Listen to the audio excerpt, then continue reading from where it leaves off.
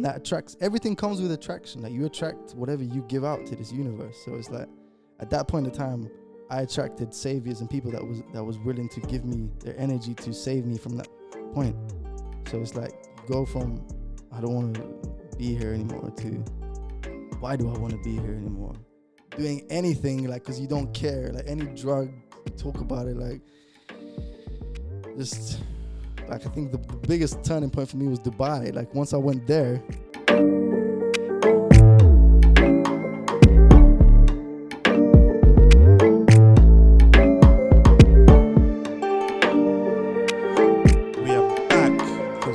thank you for coming. Thank you for having me. Thank you for coming on to the show. Jesus. Most humble to be here, for sure. So let's start from where we met. I'm walking out the studio. I see you walking in, and then you asked to be let in. Mm-hmm.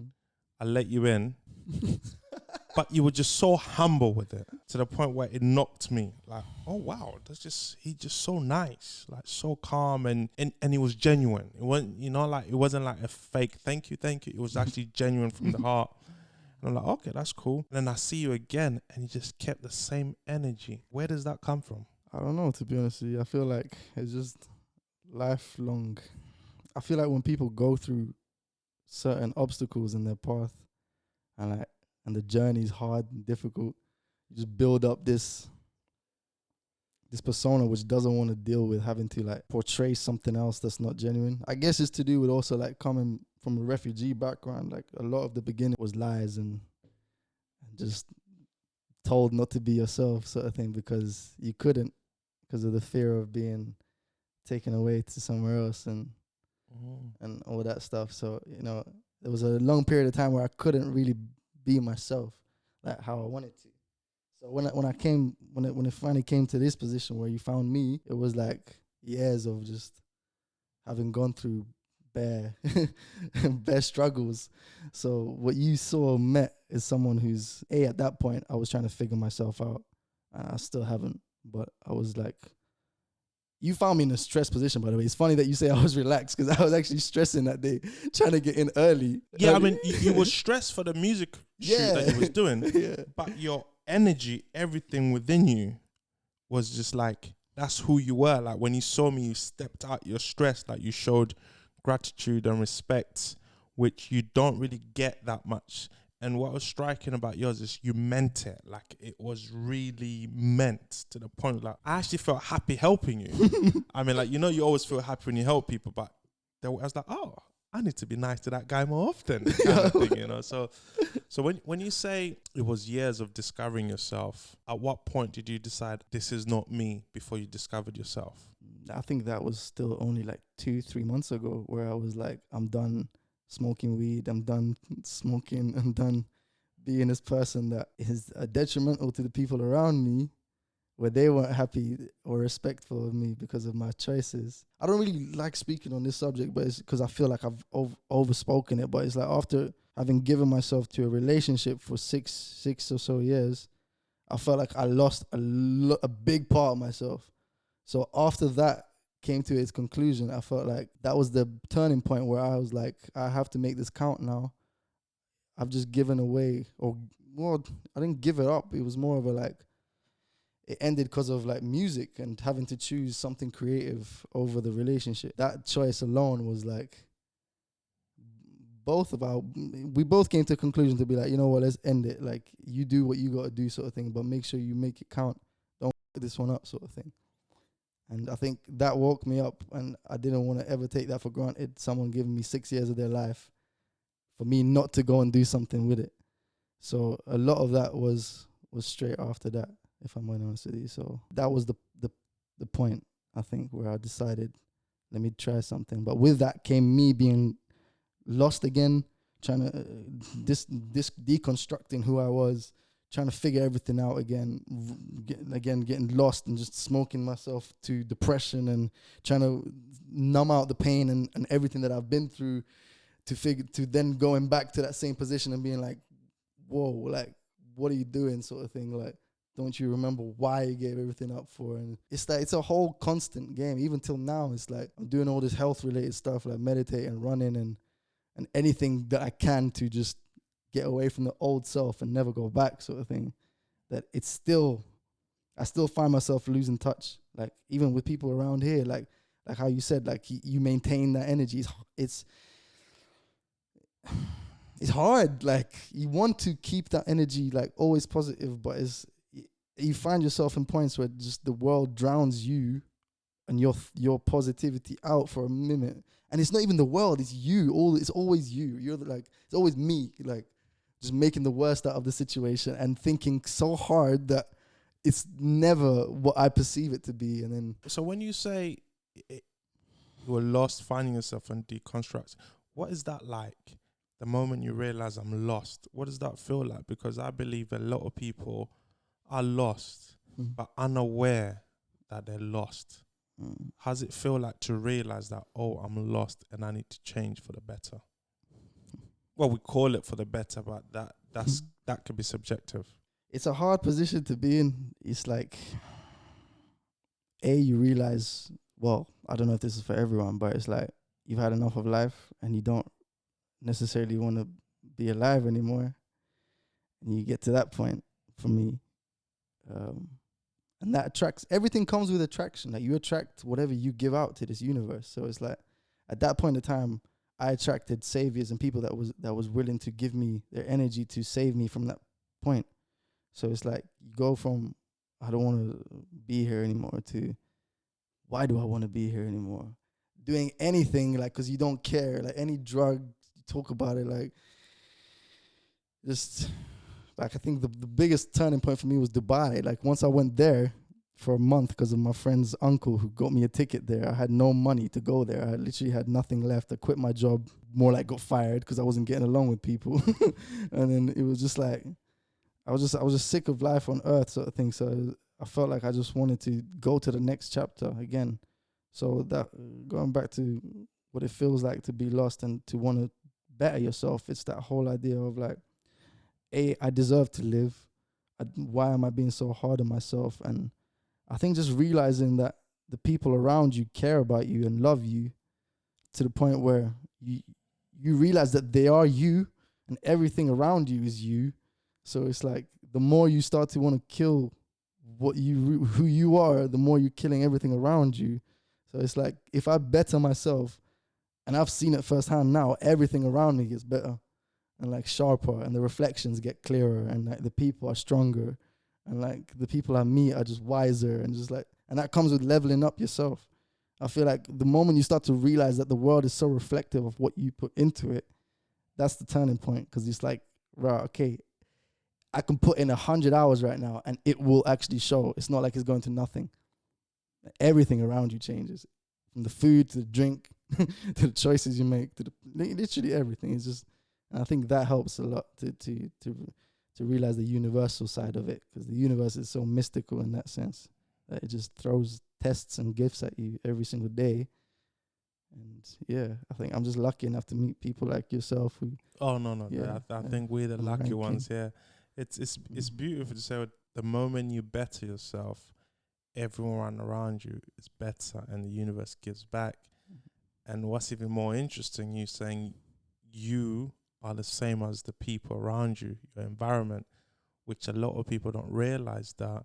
And that's why if you allow so much hate within you, you're actually attracting hate from everywhere. If you allow beauty to be within you, beautiful things will keep coming, and the universe works that way. How do you deal with the negativity? Because you're such in a beautiful place. How do you then deal with it? So, oh, you know what? I see you. You're negative. I'm better than you. How do you go on about it and just like block it out and just be in a zen place? I think it's just like, one, meditation has helped me a lot. Like the physical aspects that I'm doing, like running, like exercise, everything to do with like trying to make my psyche in tune. Whenever I meditate and do my kundalini practice and breath work and zen moments and my mantras, I feel like that is, some people can look at that as weird, but it's like there's some magic to it. Like there is some magic to it, where it's just like you just really tune out and just listen to and just feel the frequency. Like when you close your eyes for 20 minutes straight and try to just focus in on your breathing, and then you open your eyes again and the world is so blue and like bright, and then it kind of starts dimming slowly, and then reality starts snapping back. You realize how much of an ethereal being you are. And like, I feel like with negativity, the nicest people in the world are so susceptible to that because they're so sensitive to. There's a reason why people are so nice and open and loving, but there's a dark side to that too, because anything could trigger that negativity, like from a person's reaction or a person's like response to you, or maybe not even responding to you, just like little things that just fine tune your feelings towards the world. And I feel like to deal with that takes so much of like patience with others, and it's an everyday thing. Like, you have to remind yourself, it's like you wake up and you're reborn again, and then you have to fucking retune yourself again to that frequency to make sure that you're there again. It's like you're not always remembering of that. So negativity is an everyday thing, but at the same time, it doesn't have to be if you're aware of yourself and how everything is. I think it's just being accepting of it all, and letting it just be, and letting loose of what you can't control. I'm trying to learn that. It's so hard. Yeah, it's difficult. I like when it says like every time you wake up, you retune yourself, and we don't think that, because we see what we do as humans. We take life and day for day for granted. Like, we assume tomorrow is a given, so we plan for tomorrow, plan for next week, plan for next year. But right now we stress, and when tomorrow comes, regardless how much planning we do, we're still stressed and we're still planning for tomorrow. I think, as you said, realize today's a beautiful day. Today's a new day. We're alive, and let's live and enjoy. It's beautiful hearing say that. And I'm guessing one of the things that makes you is music. Yes, sir. How deep is the connection between you and music?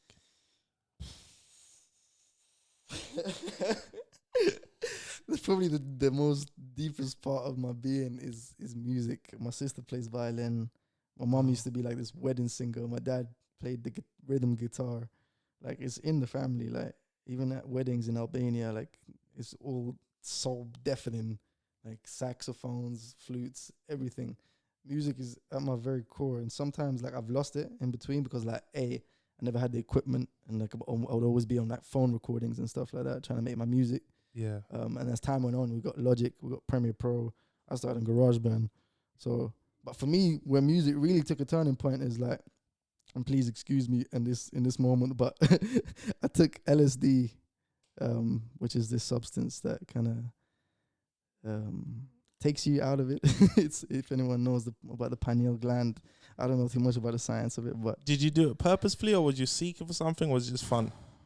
it came at that moment where I was just so like sick of life, and I just found it in Dubai when I traveled across the water, like, and I was just looking for a way out, and I was so scared the first time I didn't want to do it. And so they gave me a microdose, and it was at a festival, and I was like, I'm gonna be up on that stage one day, and they were like, we know. And then the next time it was at a villa, and then I had my laptop out and I was doing like graphics, and like I was just doing like this design, and it was After Effects at the time, and so I was making things move and juggle. Someone came over with a sugar cube, and they were like, take it.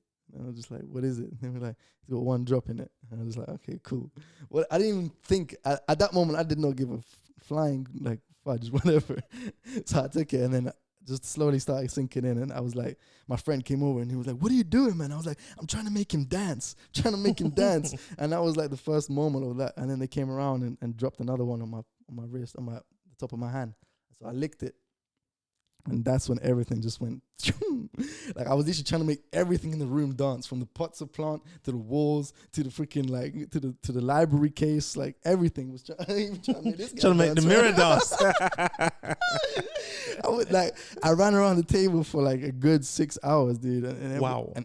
Like just because the DJ deck was like here, and the DJ, everyone was in. I said it was like 12 people in a villa, and it was just like we were just having fun. Like, please, Dubai government, do not get caught in this. But at the time it was crazy. Like everyone was like, I remember them telling me, like they called me over like, yo, Ari, and that was the first moment after that running around that I snapped out of it. I came over, and I just remember being in tune with everyone. I could feel their thoughts, their heartbeats, their everything, and they were like, you were dancing around there, and it looked like you just exploded into a star. And I was just like, okay, that's weird. And then we were just fucking like, yo, Ari, come here, come touch the walls. And like you touch it and it would like ripple.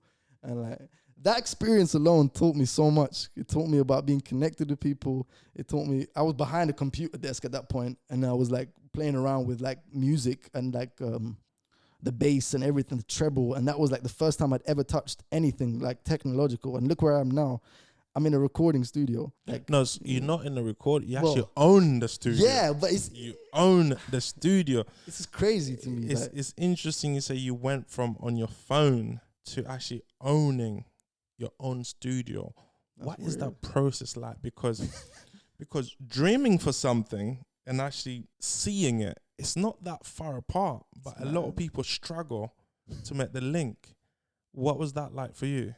Freaking crazy. I was sitting in my room, come back from Dubai, and I was like, what can I do to get Sultan's attention, who's my bro and now my business partner with Lucas Tomaszewski. I was sitting there, I was like, how can I get his attention? He's an engineer who makes music, who makes beats. He's the first person to ever record me, by the way. I was like, what can I do? So I was like, okay, I can prove to these people that I'm an artist by going to open mics. So I went to every open mic I could, filmed it, got my sister to come with me and my friends or whoever. I just keep inviting them, yo, come to my open mic. Was your sister playing the violin when you on the open mic? She don't do it that much nowadays. Like, she left that life behind. Like, I wish she did. But I remember sitting down that day and I was like, I wish there was a way I could live with this guy or be around this dude just so I could make more music. I have one song with him at that point, or 2 songs that I had paid for. And then eventually somehow he reached out to me to record a video because I was filming a lot back then and editing. And I did this thing where I filmed like this whole interview process with him about around his life and stuff like that, which is crazy right now. Doing this is kind of surreal. The image of that I'm seeing of that I was filming him, a similar thing. And it just turned around to be like a partnership forever after that. Like, I just proven myself constantly. Like, it's that thing. It's like, keep proving yourself constantly and constantly and constantly. Like, it's always about that. Like, people are going to want to know you're real every single time. Like, when you get on stage, when you release your next song, when you get another podcast, when you do anything, they're going to just, you're proving to them that you are who you are. You put in the work that you put. And that process, again, it just came out of nowhere. Like, it came from a thought in my bedroom to manifesting to making a logo for Connect Studios for free because I was like, I don't want to get paid. Like, give me some studio time, to Lucas, to being in a studio block with Sultan and Lucas every single day, making music, helping out any way that I can, to owning a studio with them here in Excelsior. It's just like weird. The energy between yourself, Lucas and Sultan, it's mad. Do you know what you lot remind me of? You actually, in a good way, you remind me of kids. No, like I always want to be a kid. You know, kids are free. Like, they're just free. They're just enjoying life. They're just happy. So that's what I mean by kids. You lot are just free, like enjoying each other's company, messing around, like having pure fun. Yes, sir. And it's beautiful to see. It's really, really beautiful to see. I wish I had that with my sound guy, JB. You did. JB's giving a dirty looks right now. Like, what? JB's like, I'm not a kid. So if we go back to you owning the studio, what advice would you give to people out there? Because every musician's dream is to own a studio. How should they go on about it? Test it out first.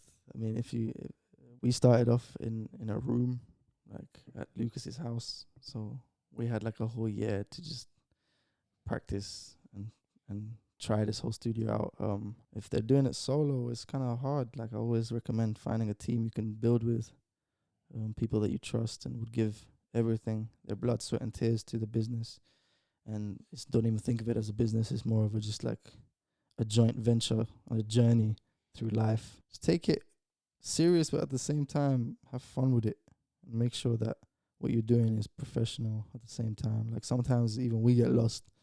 You know, like, we were very childish sometimes, and it's hard to snap in and out of that business persona and like be serious and do this and do that. But there's a lot of qualities that come with owning anything. Like, you're putting your life on the line, you're putting your money on the line, you're putting everything on the line, your time, family.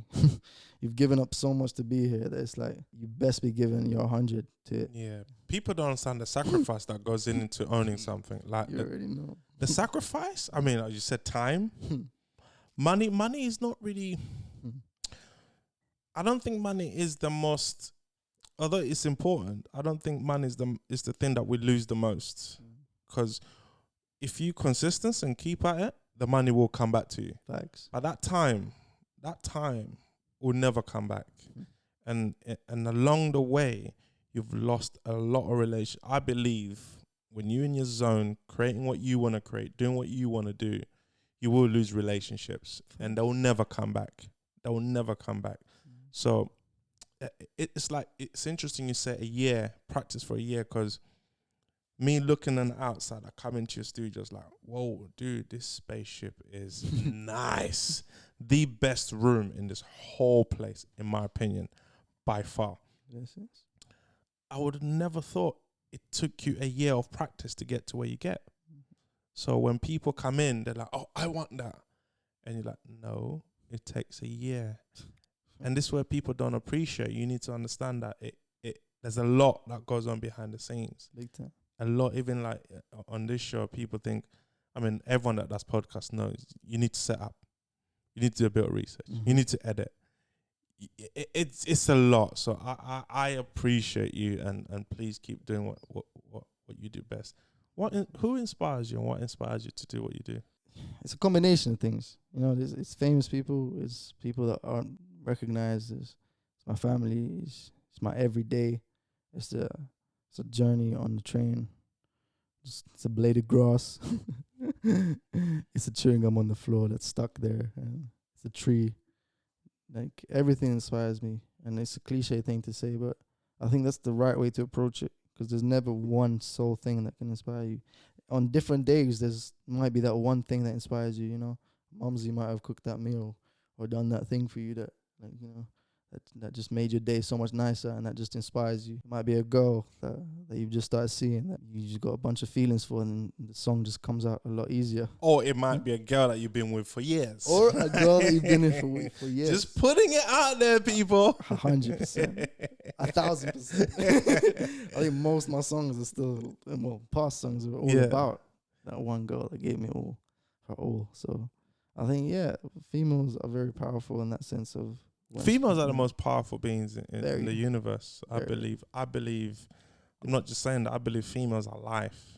Like a female could walk into any room and change the whole atmosphere. And the thing what makes them even more powerful, if that female knows her power, she can actually change that room to a positive atmosphere or negative atmosphere. Men, we can't do that. Like we our powers, in my opinion, you know, women got more powers than men. Our men's powers are limited. So how close are you with your sister? I know you speak highly of her. She's my angel, man. She does so much for me and the family. Like, I feel like she just works sometimes just to help us. Like, she sends cat food every month. Like, she does like things like book hikes for us, or like, yo, do your mom wanna go out to this like garden show like next week? And like, she hasn't even got her own place yet. Like, she's like renting still, but still does as much as she can. Takes her credit card probably to like pay for extra things, and doesn't even tell me, but I just know these things.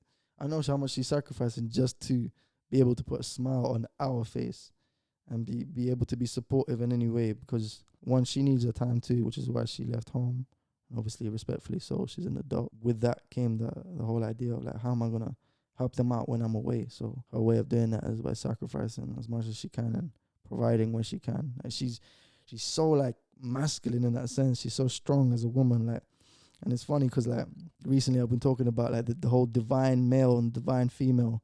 Like, I'm kind of in a conundrum at the moment where like women are discovering their power, like, and they're becoming more masculine in the sense that they're, you know, like men have been taking advantage for so long, and they're putting the trousers on more and they're becoming more stronger. But men have been realizing that they've been taking for so long, so they're more in tune with their emotional side.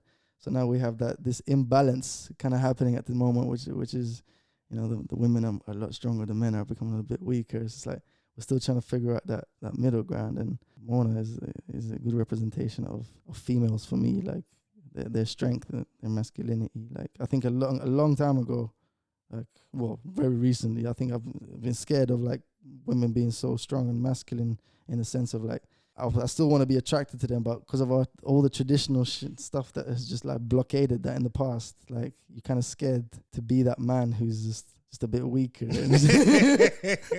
I think that's okay too nowadays. Like women are freaking beautiful. Do you know what? A lot of men out there, don't be scared of a strong woman. Facts. It's okay if your woman can bench press 10 times harder than you. It's okay if your woman can squat heavier than you. It's actually okay if your woman's making more money than you. It's okay. Like, listen, as long as you love each other, there's nothing wrong with that. I think, you know, we could talk about men and women all day, and I favor to women. You just have to look at my mum. I mean, I have to look at my mum. Sure. Powerful woman, strong woman, the stuff that woman has been through. Wow. And I got to experience that on the other side, as when the missus gave birth to 3 kids, 3 of my kids. And you know what? That's one of the strongest things. I saw strength at its best. Like, whoa, I will never do that. I couldn't do that. Even if God gave me the power as a man to do that, it would be a bit strange, but I don't think I have the power in me. Do you get the same from your mum?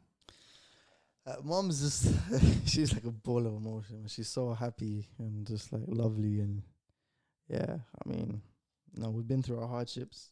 She's been through mad amount of trauma. Right? This woman has literally walked the mountains to go next country to work, to bring us there. Right? She is a rock. She's fully a rock. Like before a masculine woman was a masculine woman sort of thing, she was the bread giver. Right? She was breadwinner of our family. Like she'd be providing everything. She took me, my dad, my sister out of Albania to next country, through Kosovo, through Greece, come out here as refugees, like trying to get our passports. She's doing everything. What is it like for you, do you think, being a refugee or someone being not from the UK and living in the UK? Do you think it puts us at an advantage or a disadvantage? I don't know how to even approach that. It's like both of them ring kind of wrong. I was like, sound wrong. Like there is no advantage. There isn't no disadvantage. It's just that I guess the disadvantage is that you feel constantly at threat and like you can't really be yourself or showcase who you are properly. And you're like from an alien state almost, like somewhere where they don't want you anymore. Or you can't actually be there anymore because of war. To come into a place where it's actually very hard to be here because you might not be legally allowed to be here, and there's other migrants coming, so it's like you're always scared that you might just get shifted instantly. So I guess that is a huge disadvantage in a sense. The advantage, okay, if I was to look at the positive side, the advantage is you have the hunger, you have that power inside of you to be like, there's nothing that can bring me down in this world right now, especially in the early stages. Like the more you live life in London, it kind of does get at you and chip away at you, but in the beginning stages, you do have that. And even till now, you learn what hunger is, and you've starved before. You've never had food before. You've never had the right clothes that fitted you before. So it's like you're not fussed to have all that where you don't need it. You know what I'm saying? The real hunger is about trying to elevate yourself, be successful, be proud, make your family proud of you, move them to a bigger house, actually like give them proper clothes, like, actually spoil someone. We never knew what spoiled was coming here. That was never a thing. We just Spoil. I remember the first thing, like one of the treats we used to have as a kid is KFC. Like my mom buy a bucket of KFC. Listen, that was like, Jesus, oh my gosh. And I think it's crazy you say you feel like you don't belong, because when I got to this country, I couldn't speak English. And the only thing that got me involved was football. When all the kids in primary school, I spent about 6 months in primary school, when they saw I could play football, that was the only thing they needed me for.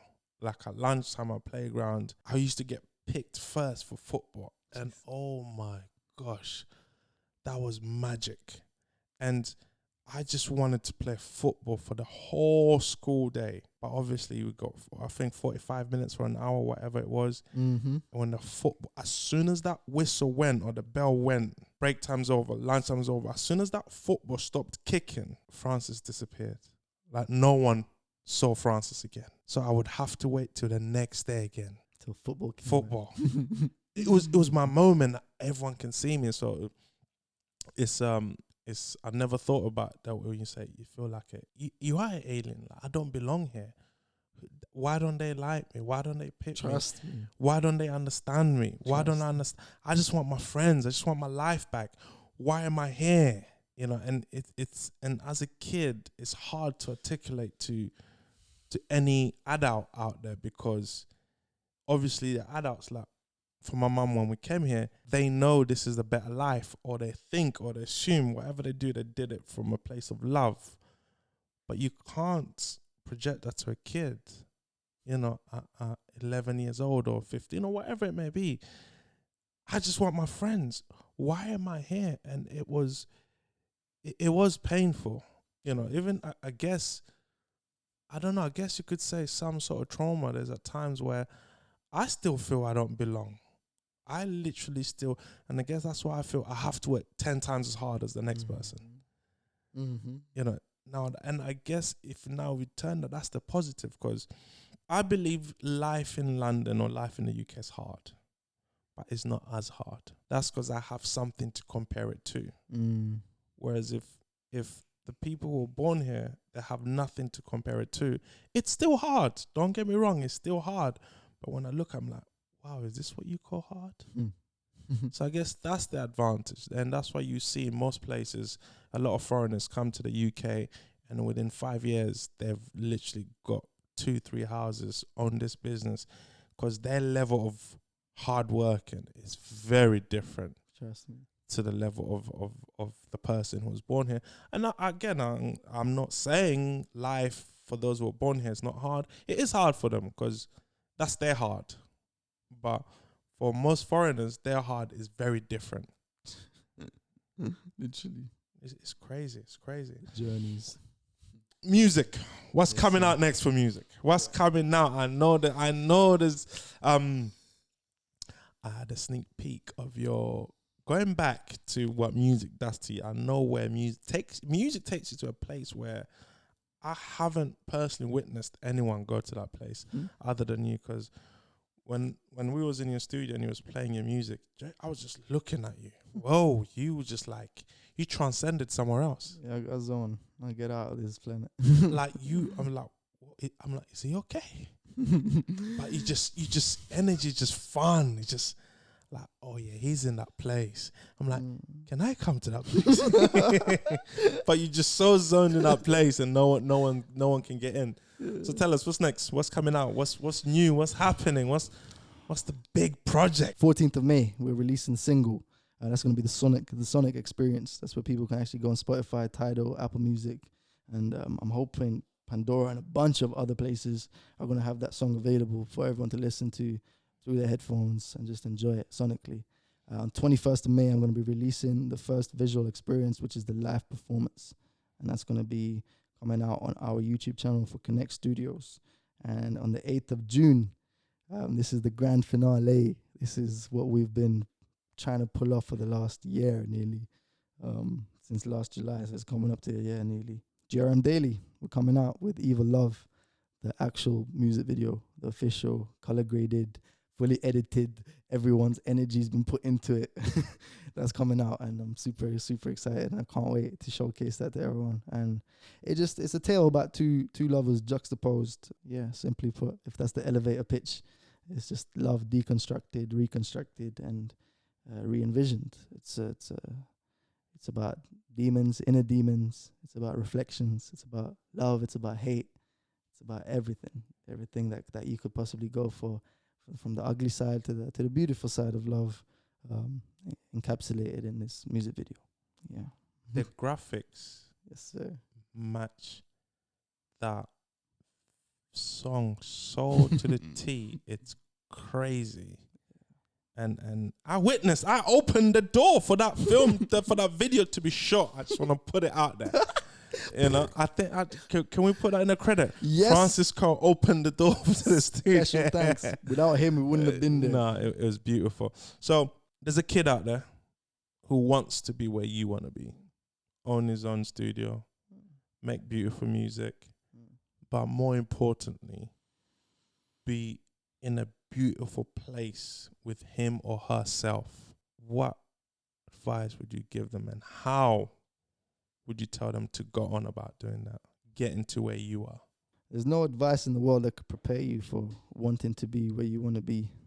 At the end of the day, it comes with your searching, with your perseverance, with your idea and belief of what the universe is. If you believe in God, believe in. I think belief is the real key strong point here. If you have full faith and belief in something, and you just pray to that moment, every day you wake up and you vision that moment and you see it, and that picture gets detailed and more detailed and more detailed and more detailed. The more you can envision that and keep up that envisionment of your dream and your painting, the stronger your reality will become based around it. Manifestation's a big, big thing, big part of why I'm here and what I do. Like, there's a reason why things happen. That's because I believe in it, and I strongly pray to whoever it is up there, whether it be God, whether it be particles or universe. They're all related. They're all one thing. There is no God without the universe, and vice versa. I think if you believe in that, and you really, really believe in that, you write down in your journal what you want to happen.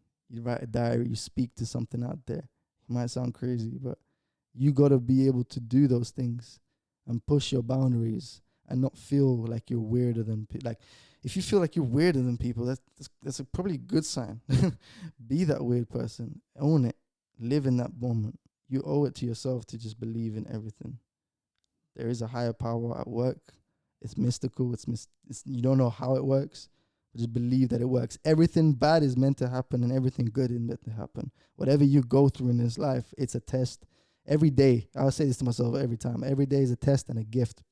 Keep an eye on that, because you'll be presented with that on a daily basis, and even yearly basis. There's going to be big tests and small tests, little fails and small fails, big fails, but they're all part of that vision to mold you and to chisel you and manifest you into this greater person you are, because you will never meet all the manifestations until your higher self meets them. And like that comes, for me, came with stopping weed, stopping smoking, starting to elevate my life through routine, through exercise, putting in a sleeping structure. And the more I start to go up that ladder, the more I'm starting to meet that person I want to become. I want to be someone great and leave a legacy that is worth listening to, worth watching, you know. And I think that's something that if that's your goals and you're striving towards that, you can never go wrong with some belief. Yeah, I think that's the main thing. Wow, ladies and gentlemen.